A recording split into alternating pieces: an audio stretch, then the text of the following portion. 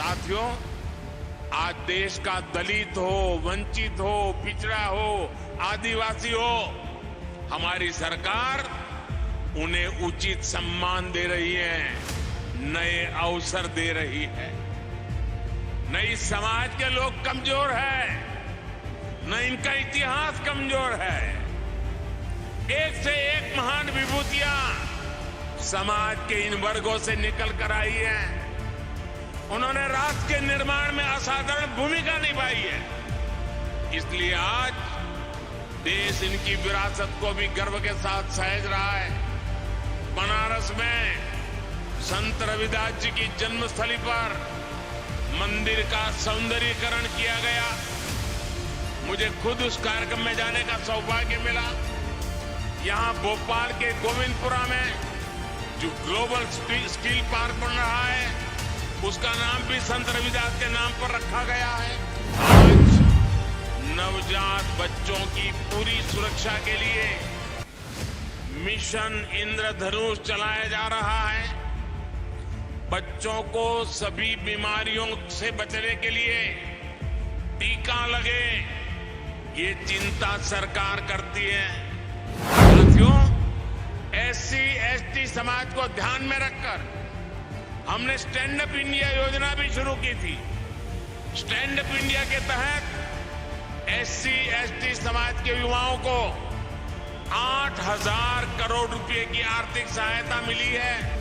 भारत के गरीब तबके के लिए, दलित आदिवासी के लिए हर कोई आशंका जता रहा था। कहा जा रहा था कि 100 साल बाद इतनी बड़ी आपदा आई है, समाज का ये तबका कैसे रह पाएगा। लेकिन तब मैंने ये तय किया कि चाहे जो हो जाए, मैं मेरे गरीब भाई बहन को खाली पेट सोने नहीं दूंगा।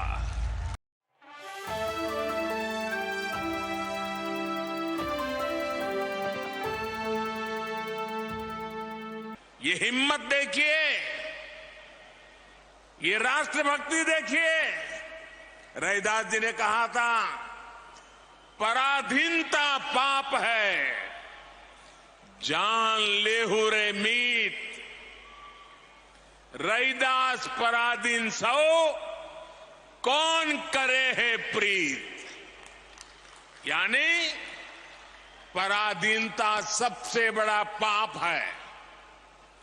जो पराधीनता को स्वीकार कर लेता है, उसके खिलाफ जो लड़ता नहीं है, उससे कोई प्रेम नहीं करता।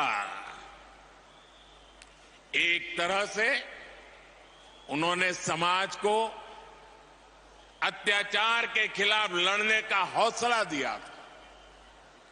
इसी भावना को लेकर छत्रपति वीर शिवाजी महाराज ने हिंदवी स्वराज की नींव रखी थी। यही भावना आजादी की लड़ाई में लाखों लाख स्वाधीनता सेनानियों के दिलों में थी। और इसी भावना को लेकर आज देश गुलामी की मानसिकता से मुक्ति के संकल्प पर आगे बढ़ रहा है। साथियों, रविदास जी ने अपने एक दोहे में कहा है, और अभी शिवराज जी ने उसका उल्लेख भी किया, ऐसा चाहूं राज में, ऐसा चाहूं राज में, जहां मिले सबन को अन्न, छोट बड़ों सब सम बसे, रविदास रहे प्रसन्न। यानी समाज ऐसा होना चाहिए जिसमें कोई भी भूखा न रहे, छोटा बड़ा इससे ऊपर उठकर सब लोग मिलकर साथ रहे।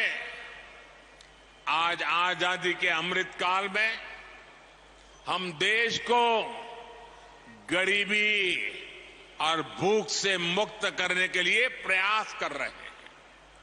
आपने देखा है, कोरोना की इतनी बड़ी महामारी आई, पूरी दुनिया की व्यवस्थाएं चरमरा गई, ठप पड़ गई।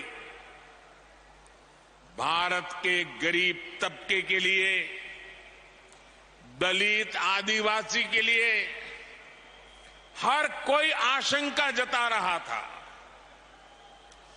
कहा जा रहा था कि 100 साल बाद इतनी बड़ी आपदा आई है, समाज का ये तबका कैसे रह पाएगा।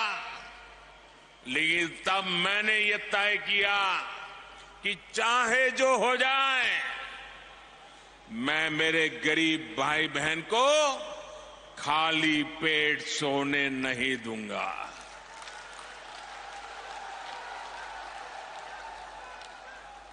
दोस्तों, मैं भली भांति जानता हूं कि भूखे रहने की तकलीफ क्या होती है।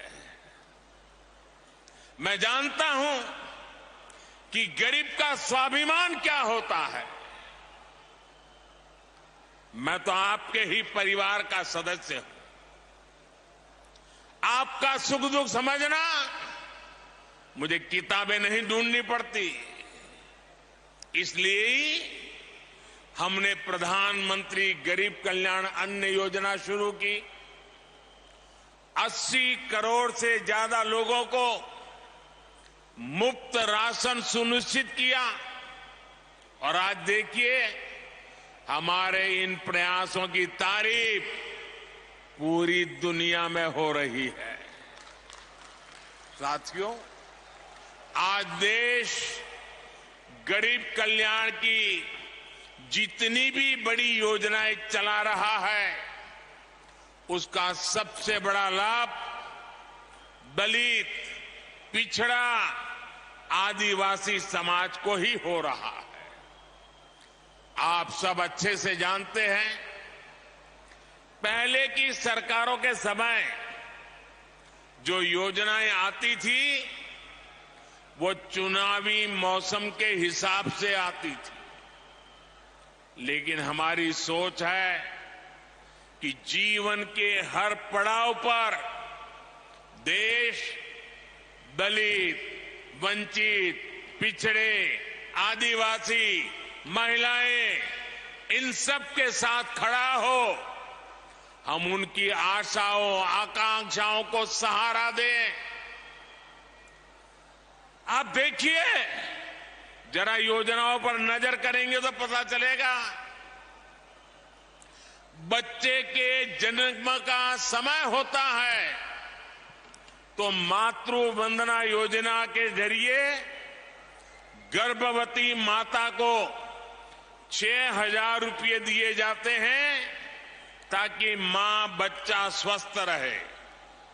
आप भी जानते हैं कि जन्म के बाद बच्चों को बीमारियों का, संक्रामक रोगों का खतरा होता है। गरीबी के कारण दलित, आदिवासी बस्तियों में इनकी सबसे ज्यादा मार होती है।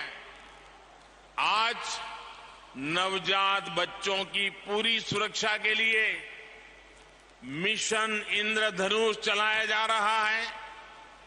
बच्चों को सभी बीमारियों से बचने के लिए टीका लगे, ये चिंता सरकार करती है।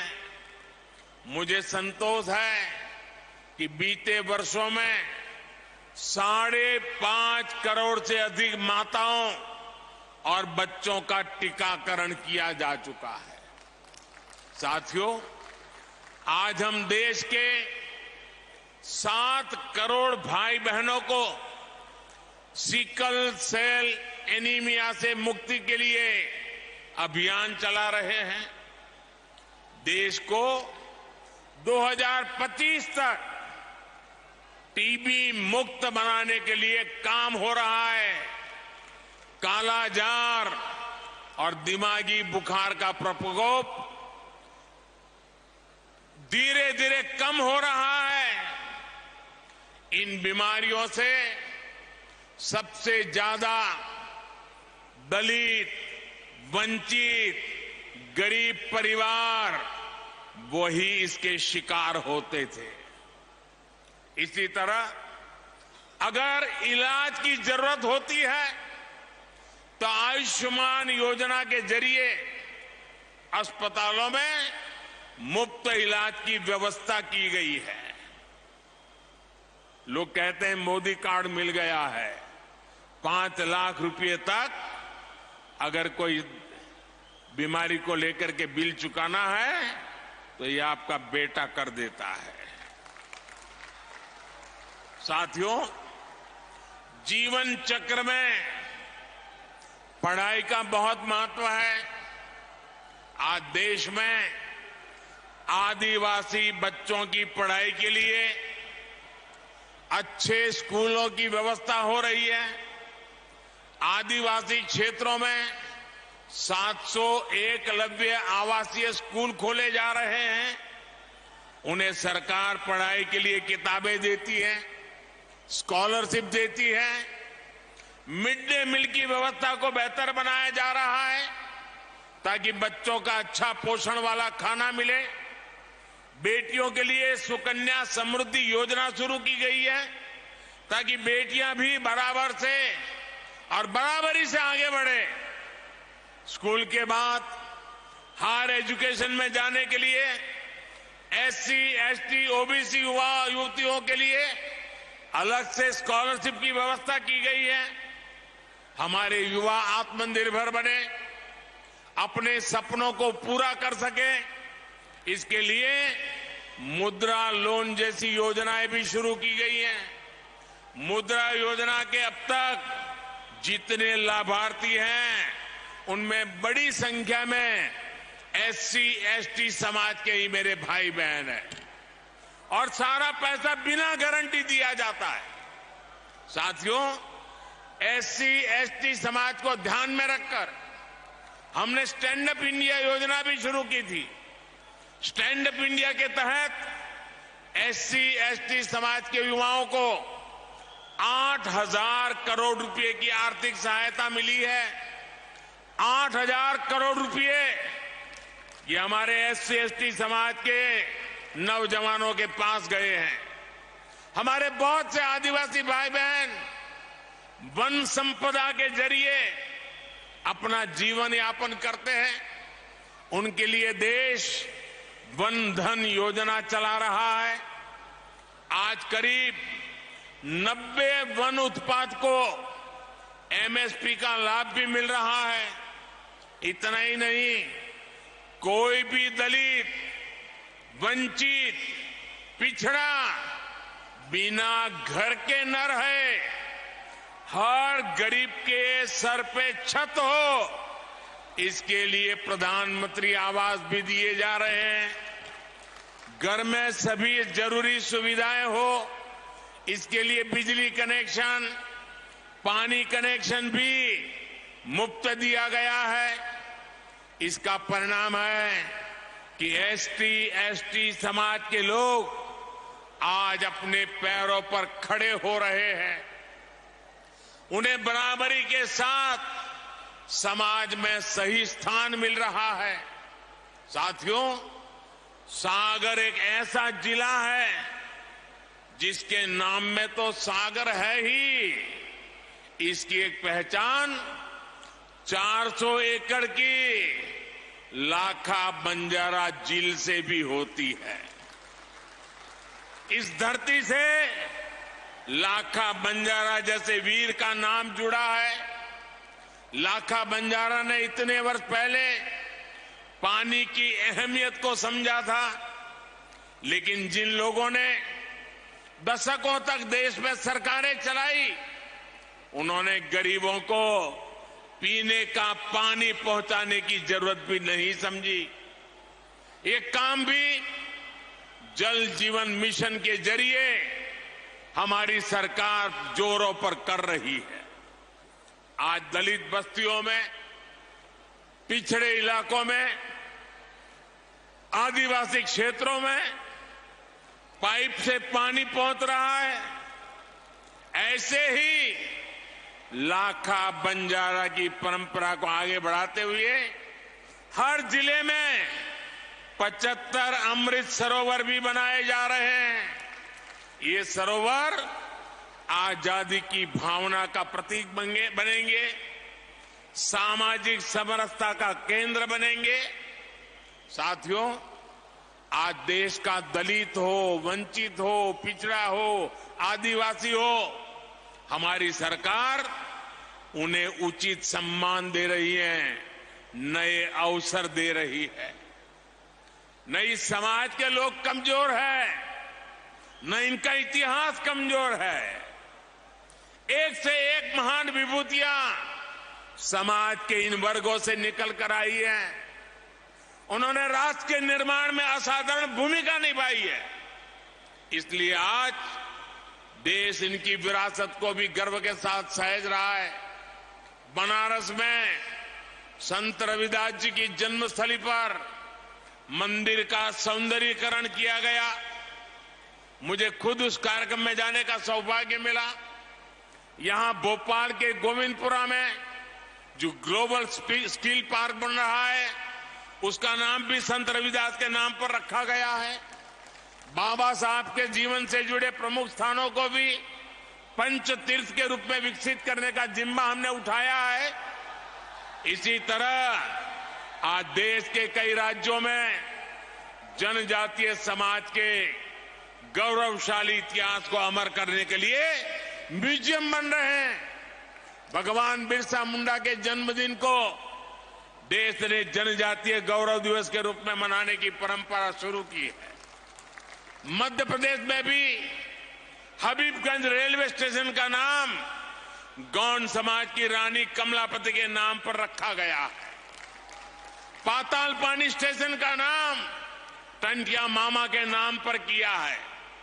आज पहली बार देश में दलित, पिछड़ा और आदिवासी परंपरा को वो सम्मान मिल रहा है जिसके ये समाज के लोग हकदार थे। हमें सबका साथ, सबका विकास, सबका विश्वास और सबका प्रयास के इसी संकल्प को लेकर आगे बढ़ना है। मुझे भरोसा है देश की इस यात्रा में संत रविदास की शिक्षाएं हम सब देशवासियों को एकजुट करती रहेगी। हम साथ मिलकर बिना रुके भारत को विकसित राष्ट्र बनाएंगे। इसी भावना के साथ आप सभी को बहुत बहुत धन्यवाद, बहुत बहुत शुभकामनाएं। धन्यवाद।